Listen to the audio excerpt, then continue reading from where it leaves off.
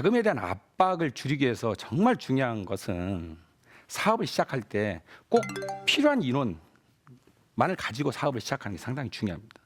사실은 저도 생각보다는 좀 긴 기간 동안에 수입이 없다 보니까 그래서 함께 사업을 시작했던 한 친구를 내보낼 수밖에 없는 그런 지경에 처했습니다. 그때 정말로 한 집안의 가장인 그 친구를 내보낼 때 정말 가슴이 아팠습니다.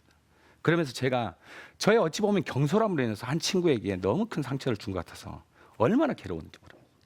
그래서 항상 어떤 그 고정 비용에 대해서 생각을 하고 그 고정 비용은 최소화시킬 수 있도록, 그리고 또 흔히 우리가 이제 사업을 하다 보면 외형에 남 보이기 좋으라고 외형에 좀 신경을 쓰다 보면 필요 이상의 또 지출이 발생을 하게 되겠죠. 그래서 외형보다는 내실을 기하는 게 상당히 중요하지 않을까라는 생각을 해봅니다. 두 번째가 계약서의 중요성에 대한 이해 부족이 사실은 참 저에게는 힘든 시련으로 다가왔습니다.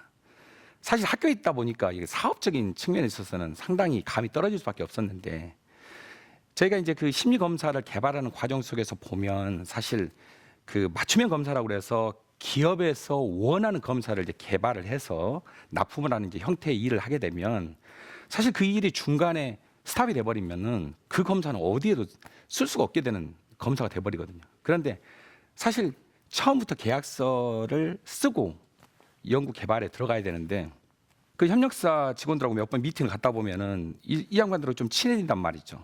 그러다 보면은 이제 계약서 작성 얘기를 좀 꺼내기가 뭐해서 그걸 미루다 보면은 중간에 그 사업이 스탑이 돼버리면 상당히 이제 치명타를 입을 수밖에 이제 없는 그런 일이 생기게 되는 겁니다.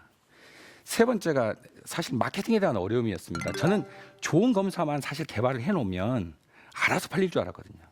그런데 사실 아무리 좋은 검사가 있다 하더라도 사람들이, 소비자들이 그 검사의 존재 자체를 모른다고 그러면 아무짝에도 의미가 없겠죠.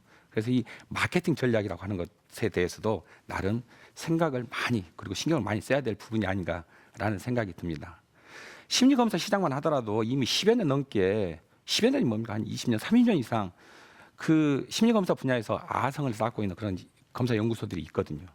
그들과의 경쟁에서 살아남기 위해서 저희 연구소에서는 소비자들의 욕구를 철저히 분석을 해서 어떤 검사를 개발할 것인지, 그리고 그 소비자들의 욕구에 해당되는 그런 검사를 개발하기 위해서 기존의 검사들을 다 분석해서 장단점을 다 파악하고, 또 그 소비자들의 어떤 욕구 니드를 충분히 담아내는 그런 검사들을 개발하기 위해서 기존의 연구자들의 연구 성과물들을 다 자료를 수집해가지고 그 자료들을 철저히 분석해가지고 검사를 개발을 해냈습니다.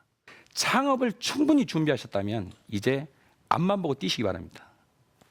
여러분들의 꿈이 현실이 되는 날이 바로 올 것입니다.